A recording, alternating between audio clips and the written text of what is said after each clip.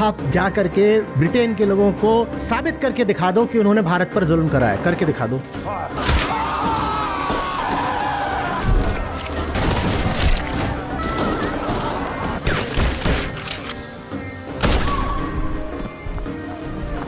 मालूम है वहाँ क्या चलता है? आप हैरान रह जाओगे। ब्रिटेन में पहली बात तो जो कॉलोनियल हिस्ट्री है वो पढ़ाई नहीं जाती है बच्चों को, और जब पढ़ाई जाती है तो पता है क्या बोल के पढ़ाई जाती है? हमने भारत पर एहसान करा। भारत एक बहुत ही पिछड़ा हुआ बर्बर देश था और हमारे ऊपर व्हाइट मैन्स बर्डन था। व्हाइट मैन्स बर्डन मतलब जो गोरा आदमी है उसके ऊपर दायित्व तो है कि वो इन अशिक्षित भूरे काले लोगों को जाकर सभ्य करे। आप कहते हो कि ब्रिटेन के लोग आए यहाँ से लूट के ले गए, वो कहते हैं लूट के नहीं ले गए, हम तुमको दे के गए हैं। कहते पिछड़े गंवार भारतीयों, हमने एहसान करा है तुम पे राज करके, क्योंकि हमने ही तुम्हें सभ्य बनाया, नहीं तो अपनी हालत देखो। इनको आधुनिक चिकित्सा और टेक्नोलॉजी हमने दी, इनको पोस्टल सिस्टम हमने दिया, इनको सड़कें हमने दी, इनको यूनिवर्सिटीज हमने दी, इनको ढंग के नियम कायदे हमने दिए। आप जाओगे ब्रिटेन में तो वहाँ ये हिस्ट्री पढ़ाई जाती है, वहाँ की जनता सचमुच यही मानती है।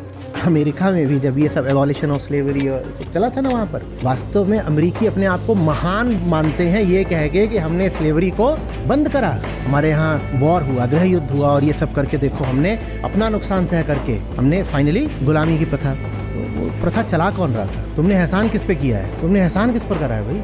अभी पिछले कुछ दशकों तक तुमने अश्वेतों को वोटिंग राइट भी नहीं दे रखे थे। तुमने एहसान किस पर करा है? पर अमेरिकन भी यही मानते हैं कि हमने काले लोगों पर एहसान करा है। बांग्लादेश की किताबों में 1971 का जो वॉर है, पाकिस्तान की लड़ाई थी, वो लड़ाई भारत पर भी आ गई है। तुम्हें क्या लग रहा है उनमें ग्रेटिट्यूड है कि भारत ने आकर के हमें आज़ादी में मदद करी?